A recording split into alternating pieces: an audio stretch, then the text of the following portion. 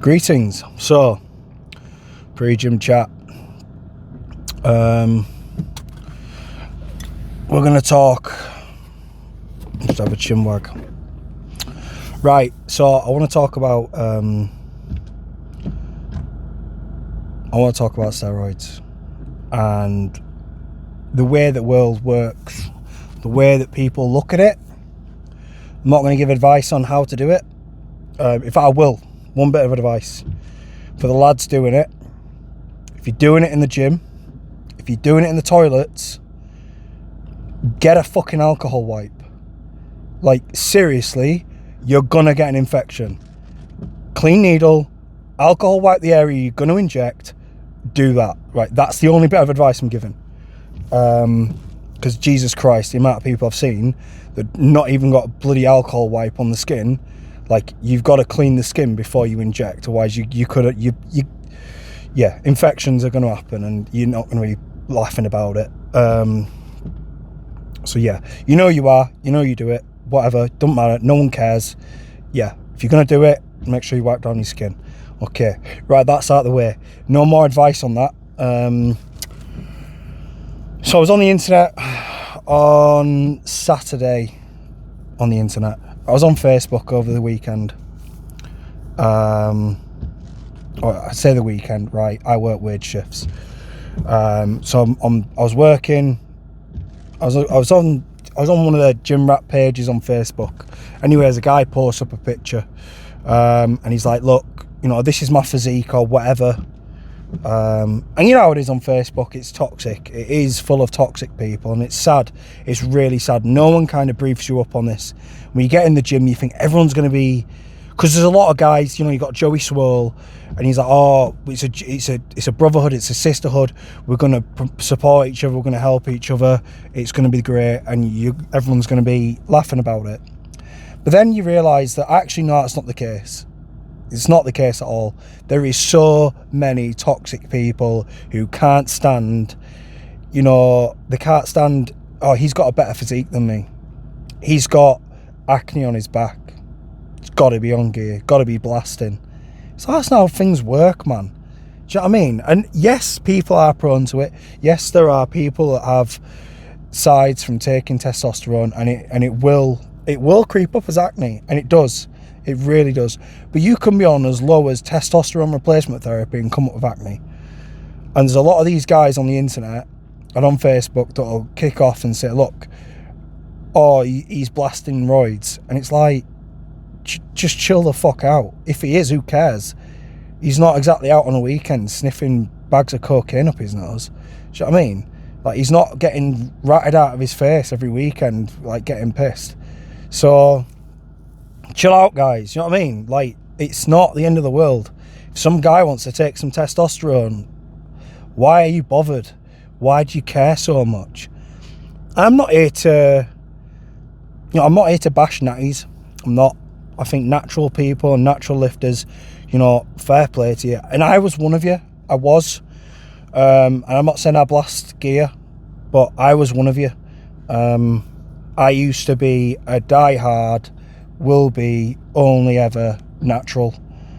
And at the end of the day, what happened to me, a little bit of my backstory, is I got a bad back injury, and I was on a load of medication prescribed to me by doctors, and what happened is, literally, I shut down my own testosterone. So I was a zombie, essentially, working 10 hours a day, trying to go to the gym afterwards, making no progress whatsoever.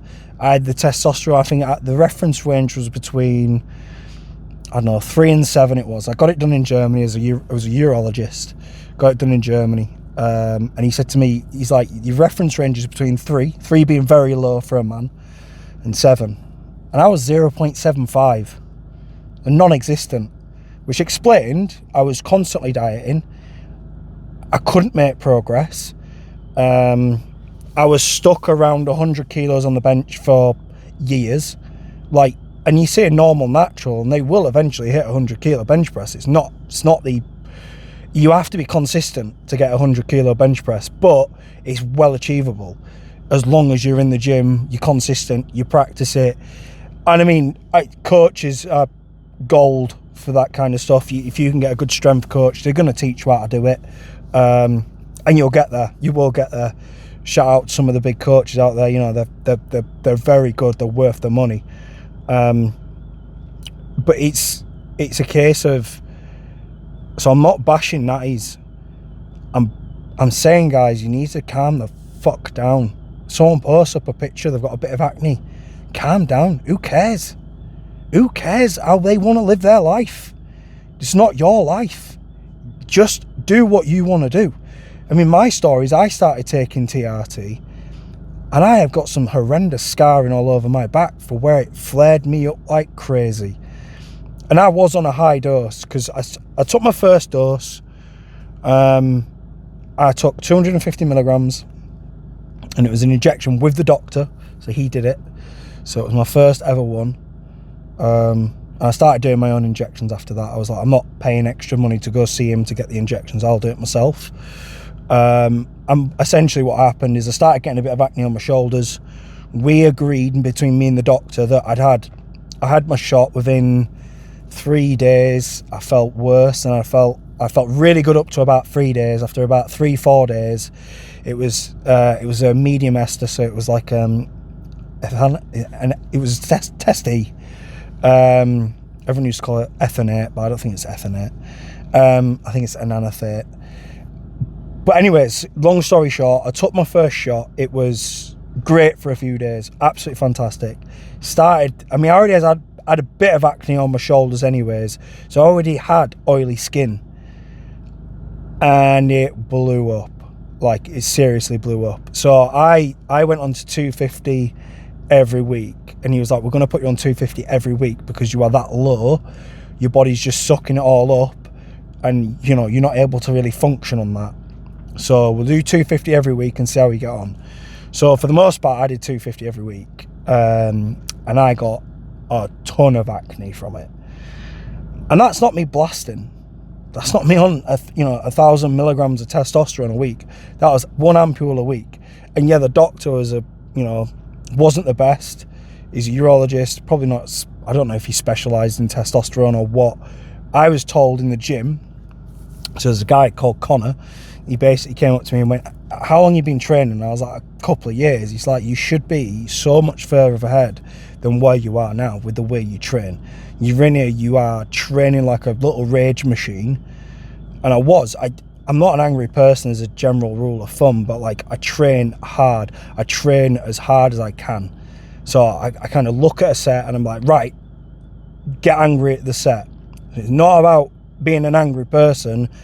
Angry at the set, angry at the weights. We push hard and we get it done, and we push until we can't push anymore. And that's how I've always trained. You know, I always have to dial it back. That's how I always end up having to take deloads, because I always need to dial it back and I never do.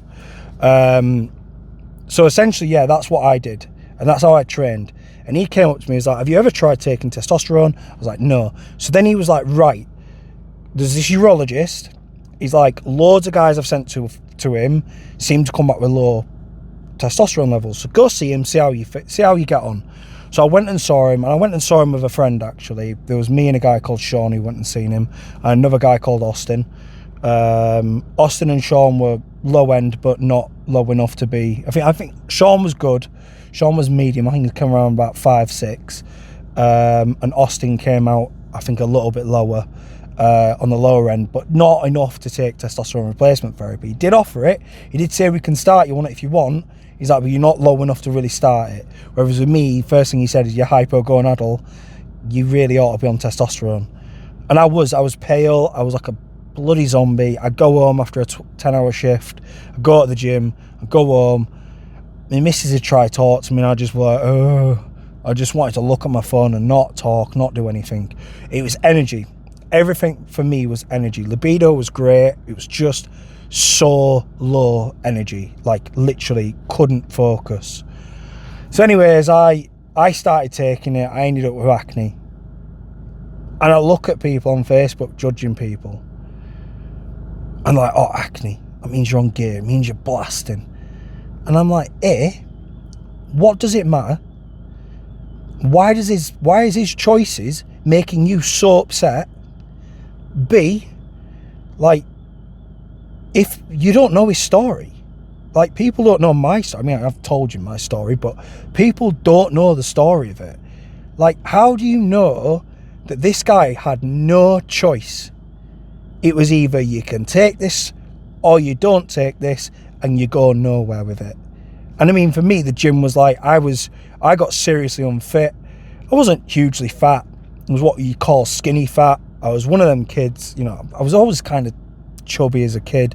Weren't really chubby, but I had noodle arms, bit of a gut, you know, skinny fat. Exactly what most guys struggle with. And for me, it was just a case of I had no way of knowing that I was low on testosterone.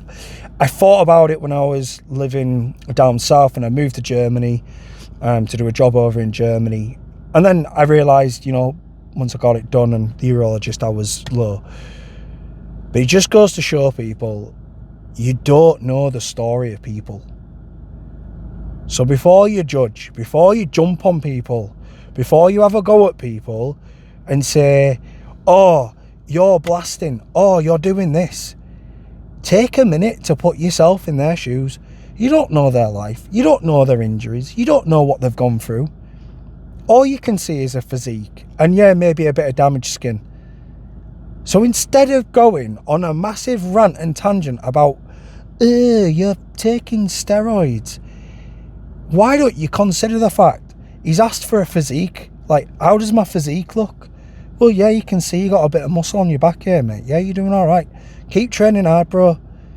Why can we not be positive? And if you're gonna say about the acne, you know, there was one or two people, you know, you might want to get your blood work, mate. You know, your E2 might be high. Your oil in your skin, I think it's called serum, that might be high. You want to get that checked. I'm not the guru of all this, you know, I never pretended to be the guru of all this. But guys, do better, be better. Fucking hell, it's not your life. If someone wants to blast Tren, they can blast Tren. Who cares?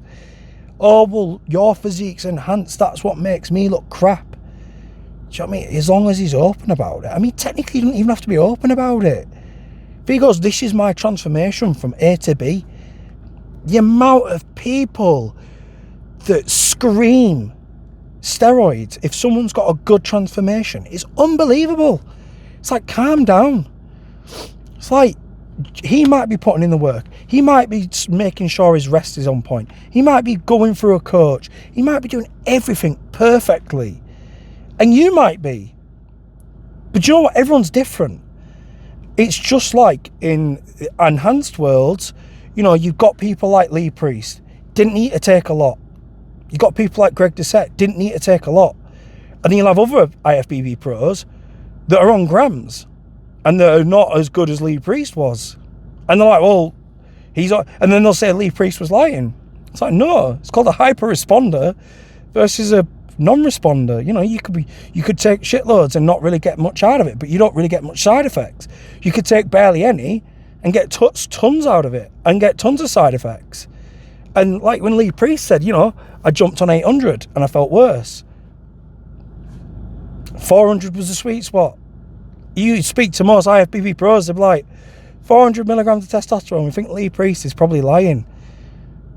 But he's probably not. You know, you've got these genetic outliers, these genetic freaks. They're the ones who do well on TikTok. They're the ones who do well on YouTube. And people cry about it. It's like, no, mate, it's just who they are as people. Anyways, a bit of a rant. But I'm just trying to say, man, be better. I'm not going to be Joey Swole here. You need to do better. No, I'm just saying, you need to chill out. You don't know their story. Chill out. If someone's asking for a physique thing and you see something you think, oh, gear, scroll past. Simple as scroll past. If you don't want to get in that thing, it's gear. Because at the end of the day, right, if you're being toxic to him and then everyone else is toxic around this, it just breeds nothing but negativity. At the end of the day, the reason why 99% of people went to the gym, well, granted maybe 90, was to better themselves. Or is it because they wanted to look good in bed, they wanted to look good naked, they wanted to feel better, They wanted to, you know, perform better. They wanted to be stronger. They wanted to get more confidence, whatever. It was a self-improvement thing. So you started this as from a positive perspective. You might have had a heartbreak and you're like, oh, I'm going to show her or I'm going to show him, look what he lost, and I'm going to upgrade myself. Doesn't matter. You started it from, maybe there was a little bit of negative there that pushed that positive. You're bettering yourself. So why be negative to someone? Why kick off with someone? If you don't like what they're showing you, scroll past. You don't have to be that entitled to go, oh, yeah. It's like, chill out, try be positive. If he's asking for, what do you think to my physique? Say what you think to his physique. If you don't want to say anything, scroll past. It's that old adage, if you haven't got nothing nice to say, don't say nothing. You know, like it, move on. You know, he's trying to better himself. Whether he's taking gear or not taking gear, it doesn't matter. And I guess I get it. I used to be that guy. I used to be the guy who's like, oh, I wouldn't touch it. And then that choice got taken away. So you don't have to touch it, but if you don't touch it, you're going to make no progress. You're going to not get anything out of this. And it's like, yeah, it's that slow. When you're a hypogonadal, it's that slow. You go to the gym for 2 years, you look like you've been for a month. You don't gain loads of muscle. I had a bit of definition in my shoulders. My delts have always been good. They've always been a strong point. Arms have always been a struggle point. Even now, arms are a struggle point. But yeah, so that was it really. I just wanted to have a conversation about that. This will be a YouTuber. So, but if you want to see me on Instagram, I do a bit more wacky stuff. Follow along if you want to do that. If you don't, I ain't bothered. I'm not going to be one of those guys who goes, follow me boys. Nah, not at all. I might say for the boys. Yeah, it's not for the boys, it's for everyone. So I'll do a for the boys in the gym today, and we'll see what we get. Probably going to do pendulum squats, which is going to make me cry a little bit. Wish me luck on that. But yeah, time to go beast mode in there. Maybe a little Herbert the Pervert. Sweet motherfuckers. For the boys. Right, see you later, guys.